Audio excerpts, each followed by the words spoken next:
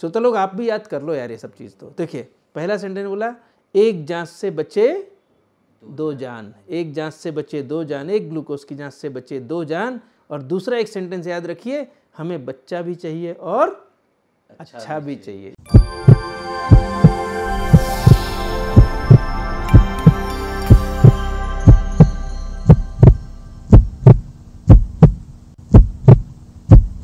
Hello everybody, मेरा नाम है अमर जाजू और आप देख रहे हैं healthy India at nation next. आज जेस्टेशनल डायबिटीज़ मुलाइटस डे पर, मतलब जीडीएम डे पर, हम लोग स्वागत करते हैं senior diabetologist doctor Sunil Gupta का।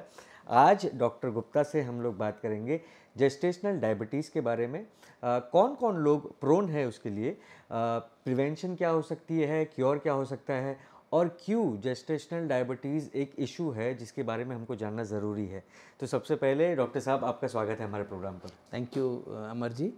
और जैसा कि आपने बताया कि पूछने की कोशिश करी कि जेस्टेशनल डायबिटीज़ क्या होता है, कैसे होता है, तो हमारे सभी श्रोताओं को ये बताना ज़रूरी है कि डायबिटीज़ अलग अलग प्रकार के होते हैं। हमने बात किया इसके पहले भी कि टाइप 1 डायबिटीज़ होता है, टाइप बच्चों में होता है, टाइप 2 डायबिटीज़ बड़े लोगों में अक्सर होता है। जैसे हम 100 डायबिटीज़ के लोग देखेंगे तो उसमें से करीब करीब 95 के आसपास जो रहेंगे वो टाइप 2 रहते हैं, जो बड़े लोगों का डायबिटीज़ अक्सर जिनको गोलियाँ चालू रहती है।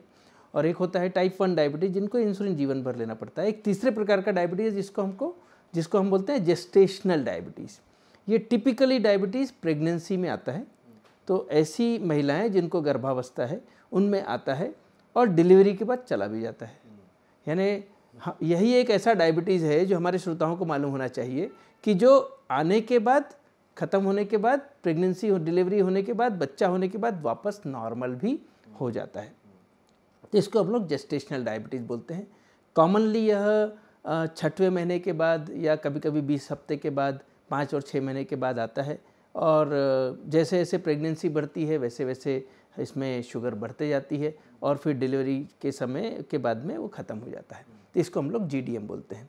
तो जेस्टेशनल डायबिटीज़ आज की तारीख में हमारे देश में बहुत ज़्यादा कॉमन है, पर दुर्भाग्य से लोगों में इसके प्रति जागरूकता नहीं है। और आज ये नेशनल जीडीएम डे के उपलक्ष्य में, आज 10 मार्च नेशनल जीडीएम डे मनाया जाता है। और यह जो दिन है यह जेस्टेशनल डायबिटीज़ मेलाइटस के प्रणेता, या बोलना चाहिए जो भीष्म पितामह है जिन्हें कहा जाता है, प्रोफेसर डॉक्टर वीरास्वामी सेशैया, जो चेन्नई के हैं। आज की तारीख में उनकी उम्र करीब करीब 85 साल से ऊपर है और उन्हें पिछले अपने जीवन के कम से कम 5 डिकेड इस प्रेगनेंसी डायबिटीज़ में काम करने में लगाया है और इसी वर्ष उन्हें पद्मश्री भी मिला है। तो 10 मार्च एक्चुअली उनका जन्मदिन है। तो उनके जन्मदिन पर ministry of health and family welfare ने यह दिन निश्चित किया है। तो उसका मेन पर्पस है कि पूरे विश्व, पूरे देश में, पूरे साउथ ईस्ट एशिया में हमने प्रेगनेंसी डायबिटीज़ के प्रति अवेयरनेस लाना ज़रूरी है। शायद अमर जी आप ये भी जानना चाह रहे होंगे और हमारे श्रोता भी जानना चाह रहे होंगे कि ये इतना ज़्यादा इम्पोर्टेंट इसको क्या है। ठीक है भाई, हर महिला को हमको चेक कर लेंगे, परंतु ध्यान हो कि हर 5वीं महिला, मैं रिपीट करता हूँ, हर 5वीं महिला गर्भावस्था के समय जब अपने एएनसी क्लिनिक में जाती है तो 5 में से 1 को डायबिटीज़ हो सकता है। एंड हमारे देश में करीब करीब 11 टाइम्स ज़्यादा है हमारे देश की महिलाओं को जीडीएम होने का, वर्सेस यदि हमने पाश्चात्य लोगों को देखा तो हमारे देश में जिस तरह से डायबिटीज़ का प्रेवलेंस ज़्यादा है, उसी तरह जीडीएम का भी प्रेवलेंस बहुत ज़्यादा है। और इसीलिए ये जीडीएम को आइडेंटिफाई करना ज़रूरी है और यह बहुत सिंपली डायग्नोस हो जाता है। अब आपने एक और प्रश्न की पूछने की कोशिश की डायग्नोसिस के पहले कि कौन से लोगों को हो सकता है, तो चूंकि आप भारत देश की महिला हैं इसलिए आपको 20% चांसेस वैसे ही होना चाहिए, क्योंकि 5 में से 1 को रहना है, पहली चीज़। पर जिन लोगों की फैमिली हिस्ट्री में डायबिटीज़ है, परिवार में किसी को, माता को है, पिता को है, भाई बहन को है, उनको होने की संभावना ज़्यादा है। जिनकी प्रेगनेंसी की उम्र 25 साल से ऊपर ज़्यादा रही उनको संभावना ज़्यादा है। जिनमें मोटापा था उनको ज़्यादा है। ऐसी महिलाएं जिनको पहले पॉलीसिस्टिक ओवेरियन डिसीज़ जैसा एक फेज़ होती है, ये जो एडोलेसेंट किशोरावस्था में होती है, यदि उनको पहले था तो उनको भी जेस्टेशनल डायबिटीज़ होने की संभावना है। पहले किसी को यदि अबॉर्शन हुआ है, पहले किसी महिला को इनफर्टिलिटी हुई है और उसका ट्रीटमेंट हुआ, तो ऐसे लोगों को भी जीडीएम होने की संभावना ज़्यादा होती है। यह यूनिवर्सल स्क्रीनिंग का एक कॉन्सेप्ट होता है। कि भारत देश गवर्नमेंट ऑफ इंडिया ने, सरकार ने उनकी गाइडलाइंस निकाली है। बहुत कम ऐसी बीमारियां हैं जिसकी गवर्नमेंट ऑफ इंडिया ने अमरजी गाइडलाइंस निकाली है, और उन गाइडलाइंस में एक जेस्टेशनल डायबिटीज़ मैनेजमेंट की भी गाइडलाइंस है।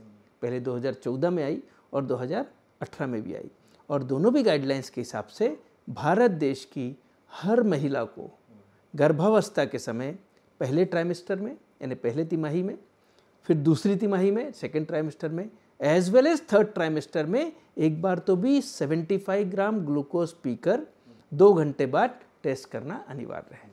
आप खाली पेट भी कर सकते हैं।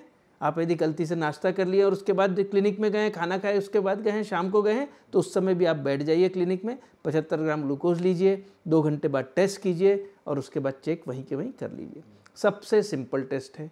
140 के ऊपर आया तो आप समझ लीजिए कि आपका डायबिटीज़ प्रेगनेंसी का निकल गया। 140 के अंदर है, आप नॉर्मल हैं। तो इतना सिंपल टेस्ट है। अब उसमें एक प्रश्नवाचक चिन्ह सभी के मन में, श्रोता के भी मन में, अमर जी के मन में, विक्रांत जी के मन में एक चीज़ आएगी, और वह यह आएगी कि ठीक है, चलो आपने बता दिया हर 5वीं महिला को है, पर यदि हमने कोई महिला ट्रीटमेंट के बगैर रह गई तो क्या हो सकता है? बच्चे को क्या हो सकता है, एज वेल एज माँ को क्या हो सकता है? तो ये एक सबसे बड़ा इम्पॉर्टेंट इश्यू है, और उसका डायरेक्ट लिंक हमारी जो इंक्रीजिंग प्रेवलेंस है टाइप 2 डायबिटीज़ की, उससे होता है।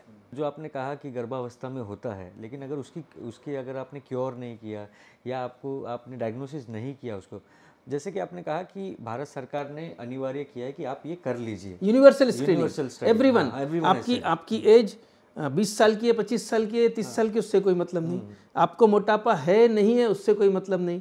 आपके परिवार में किसी को डायबिटीज़ है या नहीं है, उससे भी कोई मतलब नहीं है। आपको पहले एबॉर्शन हुआ है नहीं हुआ है, पहले प्रेगनेंसी है, सेकंड प्रेगनेंसी है, थर्ड प्रेगनेंसी, कोई मतलब नहीं है। हर महिला को टेस्ट कराना ही है। जी जी। तो ये जो प्रिवेंशन के लिए ये है मेथड्स है, या ये जो टेस्ट कराना ज़रूरी है, अगर ये कोई ना कराए तो क्या क्या खतरे हो सकते हैं? तो यदि आपको डायबिटीज़ है और यदि किसी कारण से आपने टेस्ट नहीं कर पाए या नहीं करने में आया और शुगर अंदर के अंदर बढ़ गया, तो यदि वो पहले ट्राइमेस्टर में यदि शुगर बढ़ता है, फर्स्ट ट्राइमेस्टर में, यूजुअली तो ये सेकंड थर्ड ट्राइमेस्टर में आता है, पर कभी कभी कुछ महिलाएं ऐसी भी होती हैं जिनको पहले से डायबिटीज़ हुआ परंतु उन्हें कभी चेक नहीं कराया और वो अंदर के अंदर छुपा रह गया। तो फर्स्ट ट्राइमेस्टर में यदि डायबिटीज़ निकलता है तो ऐसा भी हो सकता है कि अब आप बताइए, आज आपकी उम्र कितनी है? 34 साल। आज तक अपन ने कभी शुगर चेक किया? क्या ईमानदारी से बताना?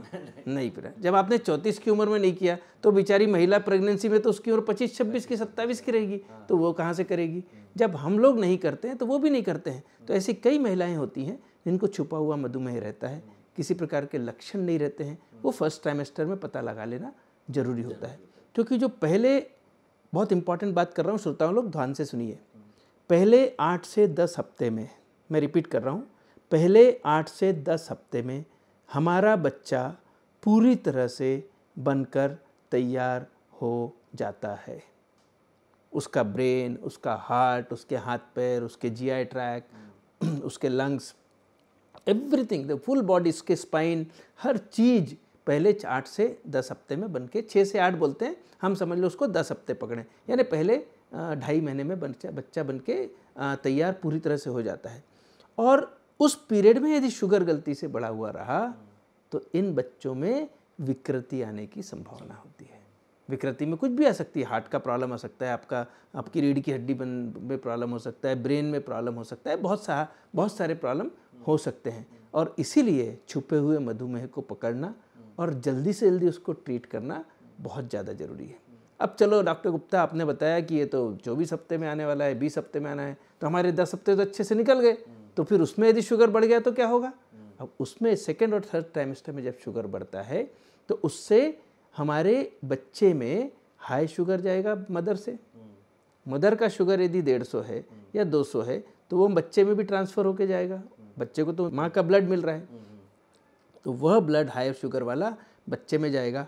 बच्चे के जो बीटा सेल्स हैं इंसुलिन बनाने वाले, आप लोगों को बता दूं कि इंसुलिन बनाने वाले हमारे जो बीटा सेल्स होते हैं, जो इंसुलिन बनाते हैं, वही हमारे शुगर को कंट्रोल करता है। पर बच्चे में, जब बच्चे को तो डायबिटीज़ नहीं है, तो जब उसमें हाई शुगर का ब्लड जाएगा तो बच्चे में ज़्यादा इंसुलिन तैयार होगा। और जब बच्चे के शरीर में उनके, आपको, हमारे किसी को भी, डॉक्टर लोगों को भी नहीं मालूम है, कि बच्चे में इंसुलिन कौन से हफ्ते से बनना शुरू होता है मालूम है आपको?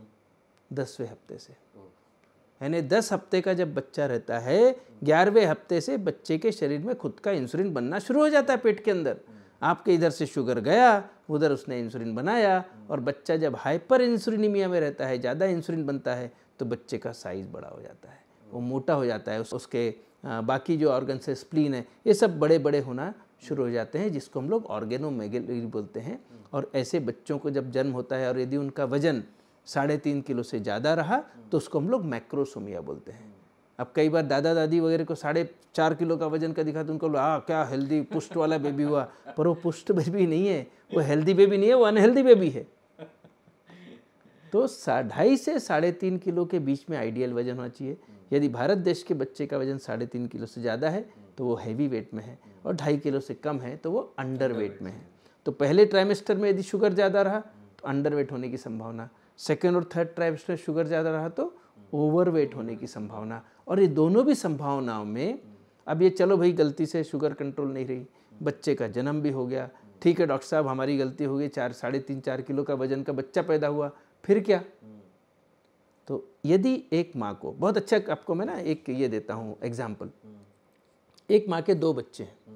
एक बच्चा जब माँ को मधुमेह नहीं था, जेस्टेशनल डायबिटीज़ नहीं था, और दूसरा बच्चा जिसको डायबिटीज़ जेस्टेशन माँ को जब दूसरे बच्चे के समय 3 साल बाद जीडीएम था। तो ऐसा बच्चा जो माँ के पेट से तब जन्म किया जब उसको जीडीएम था, वर्सेस द फर्स्ट बच्चा, सेकेंड बच्चे को युवावस्था में डायबिटीज़ होने की संभावना, मोटापा होने की संभावना, हार्ट अटैक होने की संभावना पहले बच्चे से ज़्यादा रहेगी। तो यदि बच्चा आपका हैवी वेट होता है, यदि माँ का शुगर समय पर कंट्रोल नहीं किया गया, तो ये आने वाली जनरेशन में इन बच्चों को diabetes, blood pressure, heart attack, इन सब की संभावना बहुत ज़्यादा बढ़ जाती है। तो ये एक इम्पॉर्टेंट बात हो गई।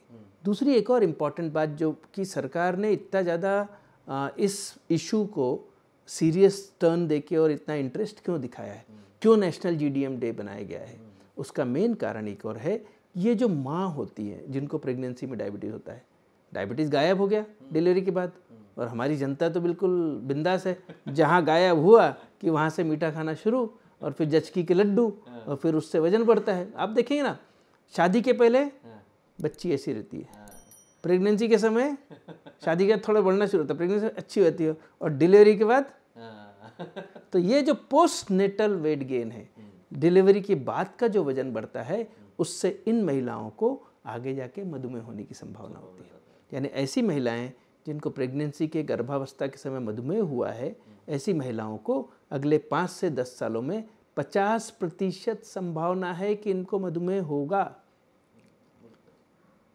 और यदि हमने इन महिलाओं को टारगेट कर लिया प्राइमरी प्रिवेंशन के लिए, हमने सपोज एक ग्रुप बना लिया कि चलो ये हमारी 100 महिलाएं हैं जो मार्च महीने में नागपुर से जीडीएम होकर डिलीवर हुई है, और इनमें यदि हमने प्राइमरी प्रिवेंशन स्ट्रेटेजी तैयार कर दी कि देखो आपको वो वाले लड्डू भी नहीं खाने हैं, आपको वजन नहीं बढ़ाना है, आपको एक्टिव रहना है, और आपको ब्रेस्ट फीडिंग करना है। यदि आपने स्तनपान कराया, ब्रेस्ट फीडिंग कराई, तो इन महिलाओं को आगे जाके डायबिटीज़ होने की संभावना कम होती जाती है। जितना लंबे समय तक आप स्तनपान कराओगी, उतना ज़्यादा संभावना है कि आने वाले डायबिटीज़ से आप बचे रहोगी। तो ब्रेस्ट फीडिंग का भी इम्पॉर्टेंस, और इवन बच्चों को भी आगे चल के मधुमेह होने की या मोटापा होने की संभावना कम होती है। तो इस तरह से यदि हम पूरी चीज़ को समराइज़ करें, यदि इन सब चीज़ों को, जो मैंने थोड़ा डिफ़िकल्ट तरीके से बताया है, थोड़ा लेंथी था वो, परंतु यदि अमर जी इसको हम समराइज़ करें तो एक बहुत क्लियर मैसेज जाता है। आपने सिंपल एक टेस्ट कराया और आपने 2 जनरेशन को सेव कर लिया। एग्जैक्टली। आपने एक बच्चे को बचा लिया, शुगर कंट्रोल करे कि इसको ये अवस्था में डायबिटीज़ नहीं होना चाहिए, इसको मोटापा नहीं आना चाहिए, और आपने वो माँ को भी एजुकेट कर दिया कि देखो तुमको जीडीएम हुआ था, अपना अभी से ख्याल रखो, नहीं तो जल्दी से डायबिटीज़ हो जाएगा। तो by just screening a women for gestational diabetes with a single step test, 75 gram glucose irrespective of the time of the meal, ask her to sit here in the reception, 2 hour wait करा लो, glucose test ग्लूंगली से कर लो, 140 के ज़्यादा है तो treat कर दो, 7 कम है तो आपने एक सिंगल टेस्ट कराया, एक जांच से बचे 2 जान। क्या बोला मैंने?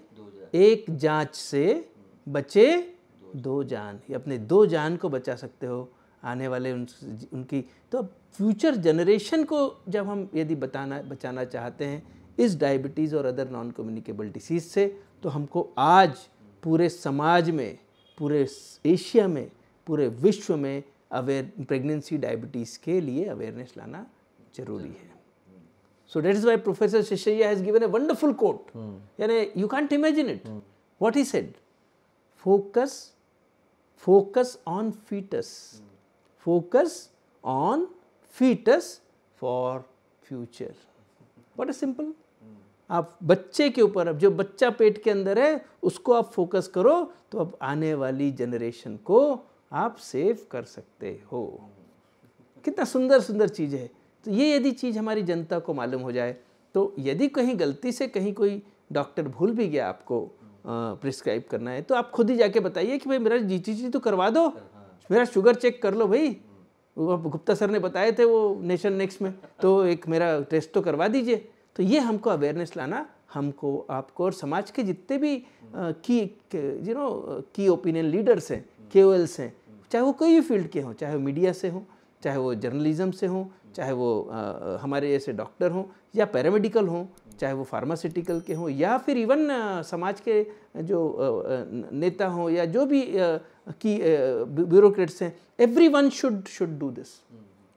That is why National GDM Day has been created and had been marked to make awareness in the society as a whole. और ये हमको सिर्फ नागपुर में करना ऐसा नहीं है, हाँ, ये तो हर जगह होना चाहिए। मेट्रोज में होना चाहिए, अर्बन में होना चाहिए, सेमी अर्बन में होना चाहिए, रूरल में होना चाहिए। मुझे तब आनंद होगा ये जो मेरे को राष्ट्रीय अध्यक्ष की जो पोस्ट मिली है, डिप्सी का मैं नेशनल प्रेसिडेंट हूँ इस समय, तो ये जो पोस्ट मिली है उसका सही मायना तब मैं उसको सक्सेसफुल मानूंगा जब मुझे एक गांव की महिला यहाँ से 50-100 किलोमीटर पे जो एक ठेठ गांव में रहती है, लुगड़ा पहन के मेरे पास आए प्रेगनेंसी के समय, बोले डॉक्टर साहब हमने वो वीडियो में सुना था एक GCT का टेस्ट है, ग्लुकोज पी के करना आहे, ते आम्हाला करून द्या, जर ते तुम्ही 2 तासात करून दिला तर मला माहीत पडेल की मला डायबिटीज नाही, माझ्या बाळाला मला सांभाळून ठेवायचं आहे। जिस दिन वो आके मुझे बोलेगी तब मैं चाहूँगा कि national GDM day was not just on the paper, it is a reality. That is what we are supposed to do.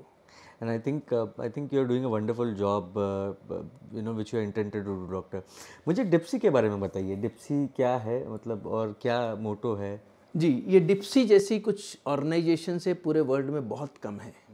इसका नाम है diabetes in pregnancy study group India, यानी इंडिया का एक ग्रुप है जो डेडिकेटेडली प्रेगनेंसी एंड डायबिटीज़ पर काम कर रहा है। प्रोफेसर शिशैया का मैंने नाम बताया, उनके साथ में हम लोग करीब ऐसे बहुत बड़ा ग्रुप है, 50-60 लोगों का तो बहुत कोर ग्रुप है, जो कि कोई छोटी सी भी बात होती तो हम लोग उसको डिस्कस करते हैं, उस पर ऊपर रिसर्च करते हैं, ओरिजिनल रिसर्च पेपर क्रिएट करते हैं कि हमारे इंडिया से रिसर्च होना चाहिए। तो प्रेगनेंसी डायबिटीज़ का मैक्सिमम वर्क ये 40-50 जो लोग हैं, 50-60 होंगे ज़्यादा, इतने लोग हैं, उन लोग पूरे इंडिया में कर रहे हैं। और फिर वो हम लोग क्लिनिशियंस को दिखाने की कोशिश करते हैं कि आप इसको फॉलो कीजिए। तो ये ग्रुप बहुत स्ट्रांग है, पिछले करीब 20 सालों से बहुत स्ट्रांगली काम कर रहा है। वैसे इसका इंसेप्शन यदि मैं बताऊं तो मद्रास मेडिकल कॉलेज में इन 1970s से शुरू हुआ, फिर 90s में उसका पहला फीटो प्लासेंटल यूनिट चालू हुआ, तो बहुत दिनों से साउथ में चल रहा है। पूरे देश में ये 2000 के बाद आना शुरू हुआ और पिछले 20 सालों से हम लोग काफ़ी स्ट्रांगली इस पर काम कर रहे हैं। इसका हेडक्वार्टर चेन्नई में है, इसके सेक्रेटरी फाउंडर पैट्रन हमारे डॉक्टर शिशैया हैं। अभी का करंट मैं अध्यक्ष मैं हूँ, नेशनल राष्ट्रीय अध्यक्ष, और जो नेशनल सेक्रेटरी हैं वो चेन्नई से बिलोंग करते हैं, डॉक्टर बी बालाजी। इस तरह से बॉडी है जी, और इसके साथ बहुत सारे गवर्निंग काउंसिल मेंबर्स हैं जो पूरे इंडिया में फैले हुए हैं।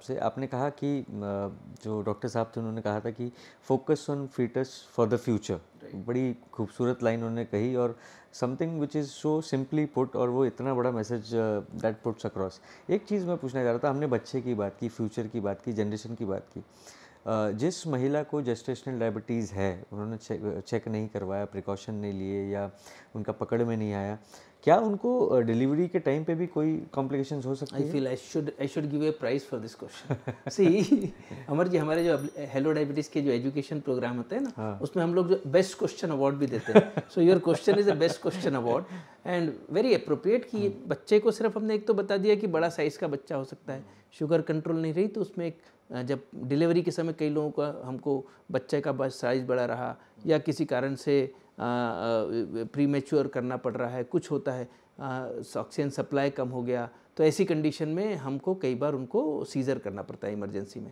परंतु डायबिटीज़ में प्रेगनेंसी का डायबिटीज़ है इसका मतलब सीज़र करना ज़रूरी है ऐसा नहीं है, पर कई बार यदि कॉम्प्लिकेशंस बढ़ जाते हैं, इसमें ब्लड प्रेशर, ऐसी महिलाओं को जिनको GDM होता है उनको ब्लड प्रेशर होता है, ऐसे उनको बच्चे का कभी कभी ग्रोथ ज़्यादा हो जाता है, कभी कभी बच्चे का ग्रोथ कम हो जाता है, कभी कभी पेट में जो पानी होता है, पेट में यानी बच्चादानी के अंदर पानी ज़्यादा बढ़ जाता है जिसको हम लोग पॉलीहाइड्रामनियाज बोलते हैं, कभी पानी कम हो जाता है उसको हम लोग ओलिगोहाइड्रामनियाज बोलते हैं। सबसे इम्पॉर्टेंट जो आपने मुझे जो बोल सकते हैं ना, बिल्कुल क्या बुल पे जो आपने मारा है तीर, वहाँ पर यह है कि डिलीवरी के समय जब बच्चे का प्लासेंटा काटा जाता है, प्लासेंटा यानी जो कनेक्ट होता है आपका बच्चे के और माँ का कनेक्ट को हम प्लासेंटा बोलते हैं, तो वो नाड़ बोलते हैं जिसको हम लोग सादी भाषा में, अपनी गाँव की भाषा में। तो जब उसको काटा जाता है डिलीवरी के समय, उस समय यदि हम मदर का शुगर ज़्यादा रहा तो बच्चे में सीवियर लो शुगर अटैक होता है। और इतना, और ऐसे बच्चों को कम से कम 24 घंटे 48 घंटे वो लोग PBO में रखते हैं। क्यों? क्योंकि एकदम आपने जब अपने काटा तब तक माँ का शुगर ज़्यादा था, आपने बताया अनकंट्रोल शुगर था, तो वह अनकंट्रोल शुगर बच्चे में ज़्यादा इंसुलिन बनाता है क्योंकि उसको वही ब्लड मिल रहा था। पर जैसे ही प्लासेंटा काटा कि वो अपने इंसुलिन ज़्यादा है और उसके खुद का शुगर कम है, उसकी बॉडी का शुगर कम है और इंसुलिन ज़्यादा है, तो फट से उसको लो शुगर अटैक होता है। और ये लो शुगर अच्छा नहीं मानते बच्चों में। कभी कभी अर्ली में बच्चा होता है तो उसमें बिलीरुबिन, जॉन्डिस जो बोलते हैं बच्चे को, प्रीमेच्योर डिलीवरी से जॉन्डिस भी हो सकता है। ये सब कॉम्प्लिकेशंस ज़्यादा होते हैं, ना कि सिर्फ बच्चे के फ्यूचर के लिए, बट इमीडिएटली उनके बच्चे के बर्थ के बाद प्रेगनेंसी के दौरान, एक नॉर्मल प्रेगनेंसी के लिए भी ज़रूरी है कि आप ध्यान रखें। और सर एक और चीज़ मैं आपको पूछना चाह रहा था कि आज हम लोग ऐसे एरा में हैं जब गूगल डॉक्टर बन चुका है सबके लिए, सब लोग गूगल करना चाह रहे हैं, सब कुछ, सब सिम्टम्स देखेंगे, ट्रीटमेंट देखेंगे, क्योर देखेंगे, अपने मन से डिसाइड करेंगे कि हमें कुछ करना है कि नहीं करना है। तो आप इसके लिए आप क्या कहना चाहेंगे, specially when we talk about GDM?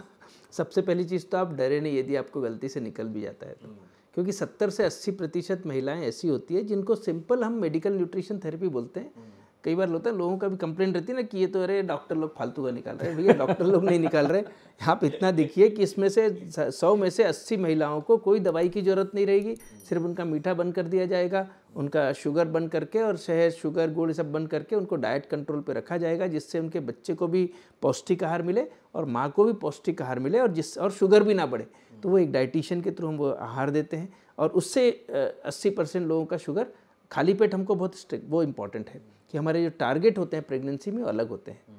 जिनको प्रेगनेंसी नहीं रहता उनको हम बोलते हैं भाई चलो 110 120 चल जाएगा, खाने के बाद का 180 190 चल जाएगा, 160 भी चल जाएगा। पर प्रेगनेंसी में हमको खाली पेट की शुगर 90 के अंदर रखनी पड़ती है। खाना खाने के बाद की शुगर, 2 घंटे बाद की शुगर 120 के अंदर रखनी पड़ती है। तो 80% लोग तो खाने में परहेज से और एक्सरसाइज, व्यायाम करके निकाल लेते हैं। 20% लोगों को गोलियां दी जाती है। कुछ गोलियां, एक ही गोली है मेटफॉर्मिन नाम की, वो अपने डॉक्टर आपको लिखते हैं।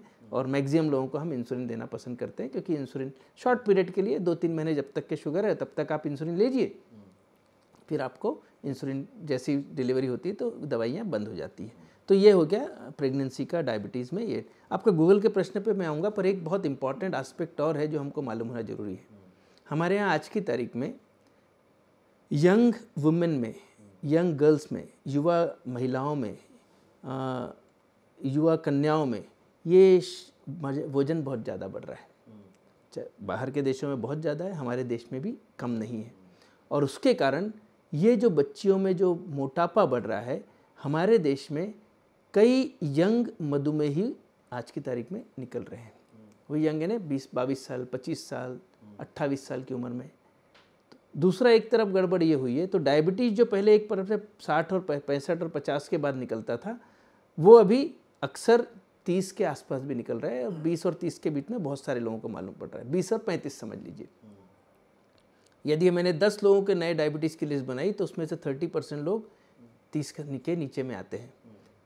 तो जब ये एक हो गया कि जो एज कम हो गई, दूसरा एक इम्पॉर्टेंट है, आप भी मानोगे इस चीज़ को, कि महिलाओं की शादी की एज पोस्टपोन होते जा रही है। हाँ, वो तो when I was born my mother was possibly 16। उस ज़माने में तो आज से 57 साल पुरानी बात है। आपकी भी मदर की जब मैरिज हो गई शी मस्ट बी इन 20, 21, 22।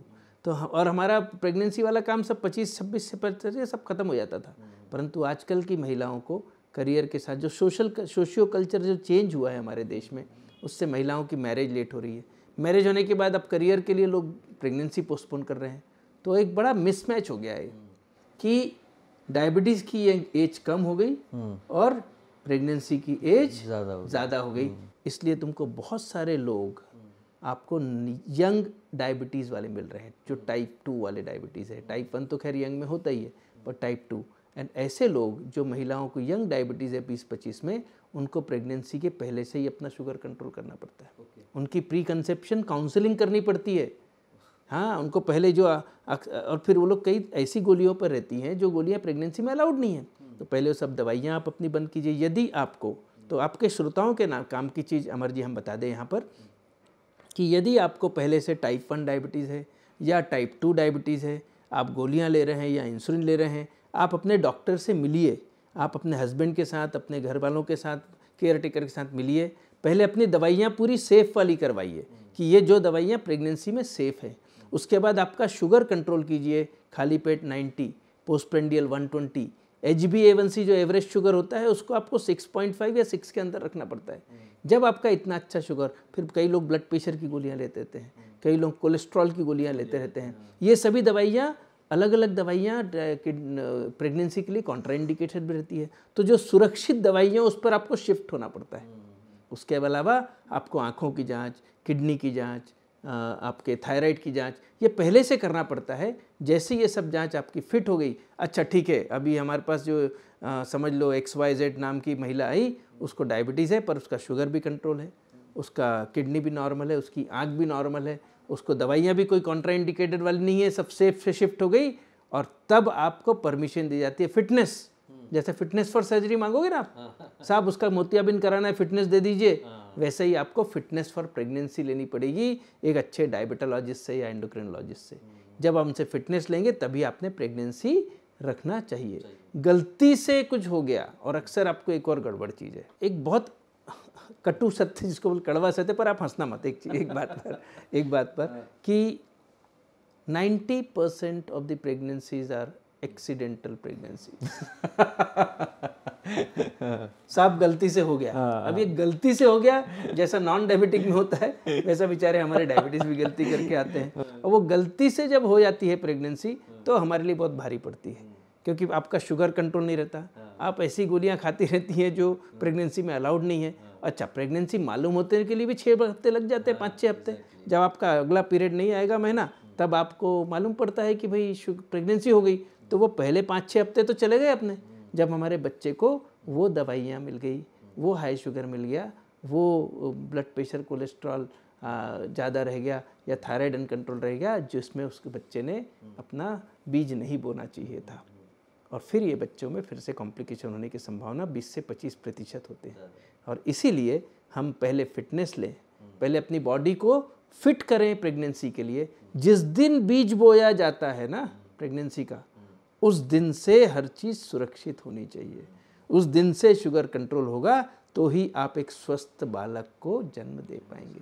ध्यान रखिए, आपको सिर्फ बच्चा नहीं चाहिए, आपको बच्चा अच्छा भी चाहिए, और अच्छे बच्चे के लिए मेहनत तो करनी पड़ेगी यदि आपको डायबिटीज़ है। ये जो सोशल मीडिया है उसमें बहुत सारा अलग अलग है, चाहे वो व्हाट्सएप यूनिवर्सिटी बोल दीजिए या यूट्यूब पे बोल दीजिए, तो मेरे ख्याल से हर जगह अच्छी चीज़ें भी हैं और ख़राब चीज़ें भी हैं। अब ये एक बड़ा सेंसिबल इशू होता है कि आपका इंटेलेक्ट कितना स्ट्रांग है कि आप उसमें से अच्छी चीज़ें चुन लें। अब यूट्यूब की बात करें तो इवन मैंने भी बनाया, आपने भी नेशन नेक्स्ट में पिछले बार एक अच्छा प्रोग्राम किया था, तो आप उसमें एविडेंस बेस्ड चीज़ें हमने बात करी। हम मेरे कम से कम 25 इस तरह से यूट्यूब है 5-5 मिनट के, जो हमने पूरे डायबिटीज़ को पढ़ाने की कोशिश करी है, चाहे वो लो शुगर हो, चाहे प्रेगनेंसी डायबिटीज़ हो, चाहे टाइप 1 हो, इंसुलिन हो, हाइपोग्लाइसीमिया, कुछ भी बात करी है।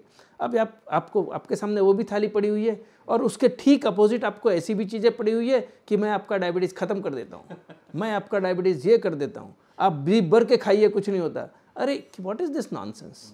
सो you have to be sensible enough to watch and accept and watch and follow the evidence based medicine.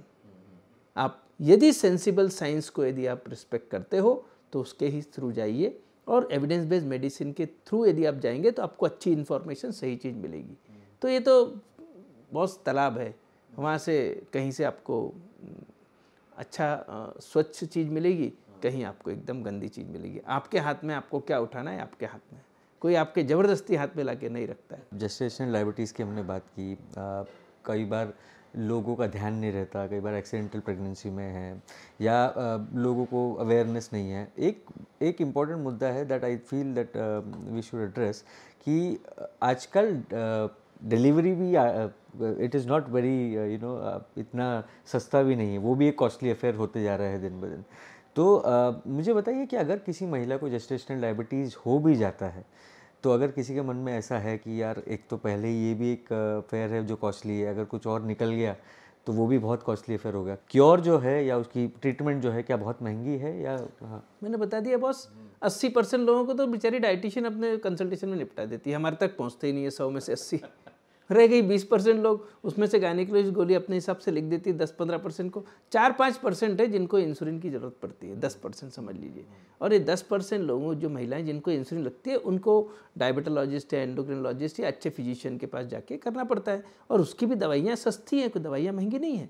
दवाइयाँ आपके चॉइस के ऊपर है, आप चाहें तो रोज़ की 20 रुपये 30 रुपये की दवाई में भी काम हो सकता है, और यदि कुछ अच्छे क्वालिटी के इंसुलिन है तो उसमें 70-80 रुपये लगेगा, which is not a very big affair. It is not going to have कि जैसे आपने 10,000 की गोली खरीदनी पड़ रही है, इंसुलिन खरीद, ऐसा कुछ नहीं है इसमें। तो ट्रीटमेंट मेरे हिसाब से बिल्कुल, डायग्नोसिस मैंने बता दिया कि सर आपका 50 रुपये का 20, यदि ग्लूकोमीटर से घर में करते हैं तो 15 रुपये का डायग्नोसिस है। स्ट्रिप का कॉस्ट सबसे सस्ता डायग्नोसिस। 80%, 70 से 80% लोगों को कोई खर्चा नहीं, सिर्फ आप पैदल घूमो और परहेज करो, वो भी कुछ फ्री नहीं, फ्री हो गया। कुछ लोगों को गोली मिलती है, वो हार्डली 2 रुपये की 3 रुपये की गोली है, वो भी महंगी नहीं है। इंसुलिन भी जिन लोगों को बेसिक इंसुलिन दिया जाए तो आपको हार्डली बहुत सस्ता होता है। अब रह गया ऐसे लोग जिनको कि एसोसिएटेड कॉम्प्लिकेशन हो, यदि आपको कोई और कॉम्प्लिकेशन आ गए तो फिर आपका खर्चा थोड़ा सा बढ़ सकता है। और जहाँ तक मेरा ख्याल है सीजर का और इसका, तो गवर्नमेंट कॉलेज में भी होता है, गवर्नमेंट हॉस्पिटल में अच्छे मैटरनिटी हॉस्पिटल्स भी हैं और मैटरनिटी यूनिट्स भी हैं जहाँ पर कि अच्छे से ये सब काम होता है। तो मेरे ख्याल से ये सब बहाना है बस, ये सब चीज़ें नहीं है पैसे ऐसी की चीज़ें। आप जब जाओगे अपनी 2 दिन पहले हम लोग जब हम इनफॉर्मली बात कर रहे थे तो आपने बताया वो रास्ते से कोई जाता है, वो रास्ते से जाता है, तो लोग खर्चा करते दिखते हैं। आप एक आधा छोटे से कोई मॉल में जाके कोई जब पिक्चर देखते हैं, वो कौन सा मॉल रहता है जो भी है, वहाँ जो मूवी रहती है, वहाँ आप वही चाय आपको 50-100 रुपये की मिलती है जो टपरे पे 10 रुपये की मिलती है, और वही पॉपकॉर्न जो अपने घर में आपको 2 रुपये का पड़ता है वो आप वहाँ पर 200 रुपये में लेते हो। तो मेरे ख्याल से वो सब चीज़ों को, ये हमारी प्रायोरिटीज़ पर है। आई थिंक मेरी प्रायोरिटीज़ पे, आप अपनी प्राथमिकताओं में आपको हेल्थ को डालोगे तो कोई चीज़ महंगी नहीं लगेगी। आप यदि प्राथमिकताओं में अपने हेल्थ को नहीं डालोगे तो हर चीज़ महंगी लगेगी। वही पान आपको 20 रुपये का 30 रुपये का पान खा के चबा के थूकने में आपको तकलीफ होती है, वही 2 रुपये की गोली खाने में क्या तकलीफ है? तो मेरे ख्याल से वो सब चीज़ें तो बहुत ज़्यादा इंडिविजुअलाइज्ड है। हमारी प्राथमिकताओं को आप ध्यान दें और हेल्थ को अपनी प्राथमिकता बनाएं। तो और हमको नेक्स्ट जनरेशन को बचाना है ना। और एक बहुत इंपॉर्टेंट बात, गलती से आपने कंजूसी से ट्रीटमेंट नहीं लिया या शुगर मॉनिटरिंग नहीं करी अच्छे से, तो यदि बच्चे को प्रीमेच्योर हो गया और उसको यदि फिर प्रीमेच्योर वार्ड में रखना पड़ा तो फिर आपका खर्चा बढ़ेगा। उसमें भी गलती आपकी है, बच्चे की नहीं है। आप समझ रहे हैं मेरी बात को? गलती आपकी है क्योंकि आपने शुगर कंट्रोल नहीं किया। आप डॉक्टर के पास लेट गए, यदि आपने समय पर जाते, समय पर शुगर मालूम पड़ता, समय में आप चेक करते तो बच्चा नॉर्मल होता। नॉर्मल होकर आप 2 दिन में घर चले जाते थे। Even vaginal delivery, normal delivery हो जाती, सीजर की भी जरूरत नहीं पड़ती। परंतु गड़बड़ हुआ, बच्चा कम वजन का हुआ, उसको फिर प्रीमेच्योर यूनिट में रखना पड़ा और वहाँ पर फिर उसको, मेरे एक बहुत अच्छे कलीग है, उनकी हालांकि डायबिटीज़ तो नहीं था पर उनके ट्विंस हुए थे और दोनों बच्चों को 1.5 2 महीने रखना पड़ा और कितना खर्चा आया होगा सीखिए। खर्चा भी और एक इमोशनल ट्रॉमा भी। जी। तो मैंने इसलिए एक सेंटेंस बोला है, एक दो सेंटेंस बहुत इंपॉर्टेंट है हमारे श्रोता लोग, आप भी याद कर लो यार ये सब चीज़। तो देखिए पहला सेंटेंस बोला, एक जांच से बचे 2 जान, एक जांच से बचे 2 जान, एक ग्लूकोज की जांच से बचे 2 जान। और दूसरा एक सेंटेंस याद रखिए, हमें बच्चा भी चाहिए और अच्छा भी चाहिए। यदि 2 सेंटेंस आपने दिल में डाल लिया तो आपको डायबिटीज़ भी महंगा नहीं लगेगा और हमारे भाषण भी आपको बोझ नहीं लगेंगे कि अमर जी ने कहाँ बैठा दिया गुप्ता सर के साथ। जी thank you so much sir हमारे साथ बात करने के लिए healthy India at nation next पर, और हमारे रीडर्स को बताने के लिए कि क्यों ज़रूरी है जेस्टेशनल डायबिटीज़ की तरफ ध्यान देना और क्या आप कर सकते हैं ताकि आप इससे बचे रहें। Thank you so much sir. Thank you Amar ji, thank you very much.